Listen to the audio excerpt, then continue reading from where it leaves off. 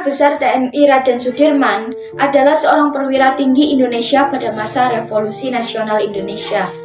Sebagai Panglima Besar Tentara Nasional Indonesia pertama, ia adalah sosok yang dihormati di Indonesia. Meski sakit, tidak mengalahkan semangat Jenderal Sudirman untuk berjuang melawan Belanda. Perang gerilya yang dilakukan Jenderal Sudirman dan pasukannya merupakan sebuah respon atas agresi militer Belanda II. Belanda yang kembali masuk ke Indonesia terutama di Pulau Jawa pada 14 Desember 1948 dan melakukan penyerangan di berbagai wilayah. Di Yogyakarta, Belanda menyerang Pangkalan Udara Maguwo dan selanjutnya menyerang lewat darat.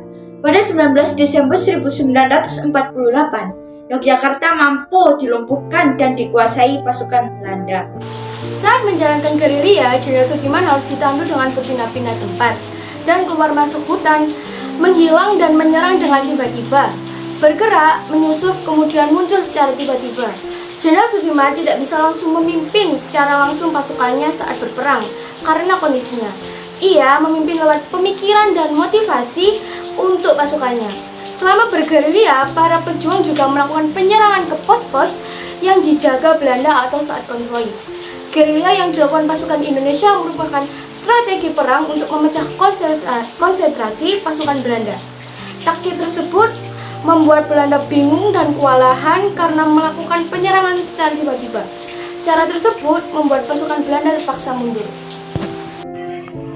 Jenderal Sudirman adalah sosok yang santun, berwibawa, serta luwes dalam bergaul, membuat beliau disegani di kalangan militer maupun masyarakat.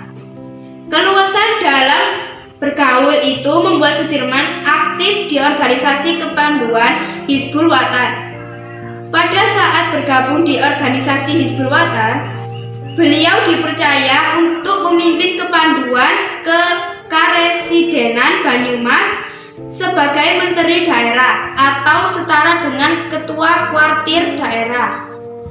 Selain itu, beliau juga dipercayai menjadi Wakil Majelis Pemuda Muhammadiyah Priangan Timur. Puncaknya beliau terpilih sebagai Panglima Besar TKR pada tahun 1945 di saat beliau masih berpangkat kolonel. Keteladanan sifat Jenderal Sudirman.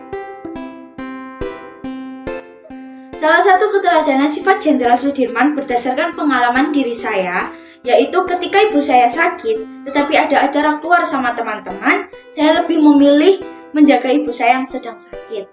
Salah satu keteladanan sifat santun Jenderal Sudirman terhadap pengalaman pribadi saya, yaitu saat saya akan berangkat sekolah, saya selalu berpamitan dengan kedua orang tua saya. Orang tua saya pun menyambut dengan hangat uluran tangan saya.